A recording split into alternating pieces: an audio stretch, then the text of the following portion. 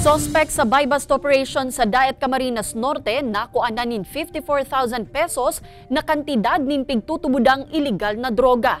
Mantang persona sa syudad ni Naga na imbwelto sa iligal na droga, kalaboso kasabay kan mas pinahigot na kampanya kontra iligal na droga sa syudad. Ini asin iba pang detalye tutukan sa report ni Jessica Kalinog. Sarong high-value individual pag-abot sa illegal na droga ang kalaboso kan pinagsarong puwersa kan mga otoridad sa ginibong buy-bust operation sa barangay Pamurangon, Daet, Camarines Norte. Kantidad 54,400 nin illegal na droga ang nakuha sa posesyon kan suspetsado na sangunyan nasa kustudiya na kan Daet MPS mantang pigpe-prepararaan kasong isasangat kontra digdi.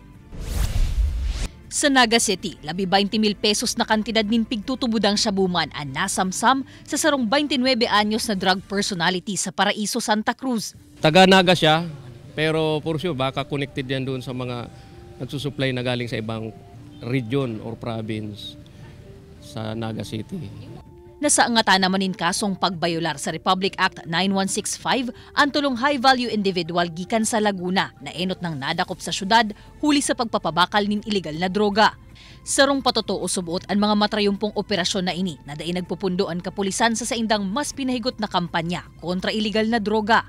Nakaandaman ang mga pasilidad kan Naga City Police Office na mag-akomodar kan sunod-sunod na mga nadadakop na personang imbuelto sa maniba-ibang krimen. Ang coordination naman namin dyan sa court, doon sa issuance ng commitment order, ang dapat ay kung mayroon na silang kaso, kung wala naman piyansa, so i-commit sila sa district jail o VGMP para madiklag naman natin itong mga kulungan natin.